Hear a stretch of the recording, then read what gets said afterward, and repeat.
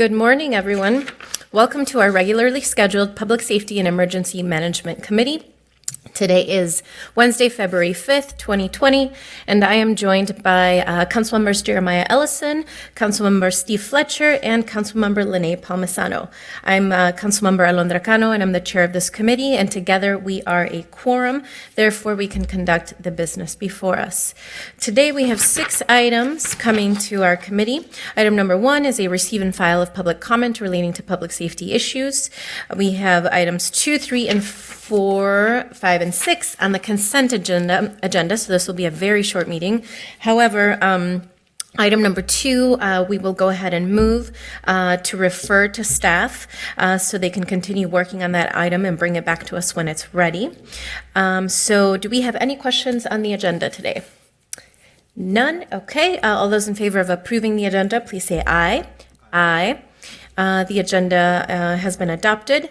So item number 1 will be to receive and file any public comments from the community who are here to address public safety issues. Do we have anybody coming to speak to us today?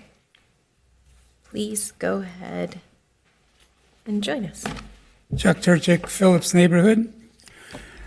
For 19 plus years, from 1967 to 1986, Senator William Proxmire gave a speech every day the United States Senate was in session, urging the body to ratify the Genocide Convention.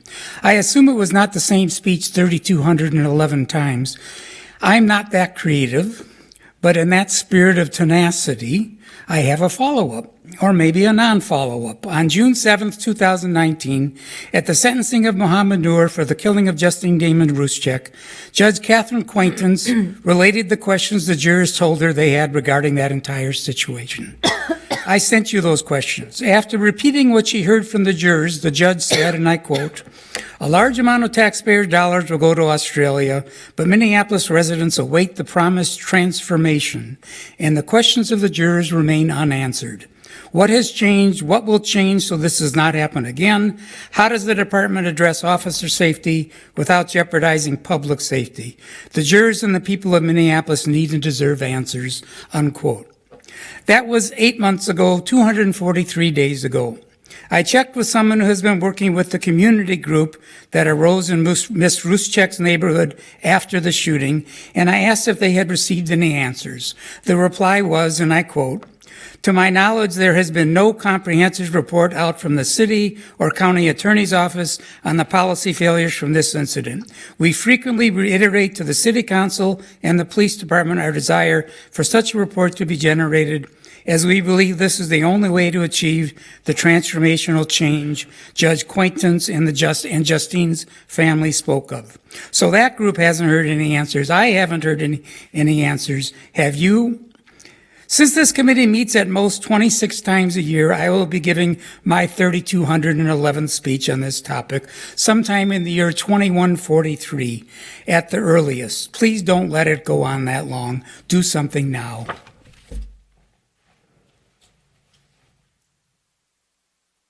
Thank you for that. That is our only speaker today.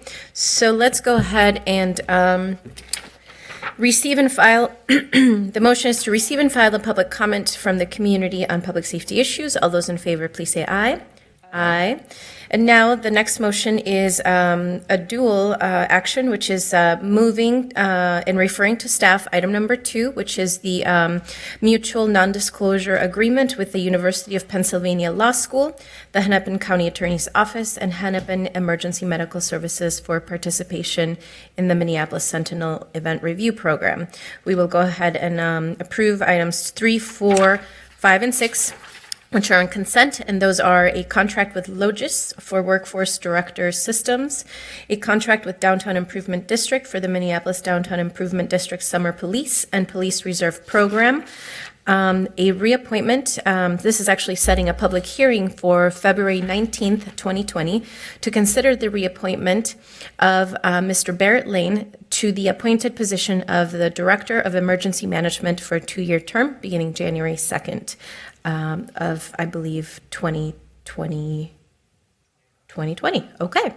And then the last item is a passage of a resolution accepting a gift from the Minneapolis Police Canine Foundation for equipment, canine training, and travel-related costs. All those in favor of the motion, please say aye.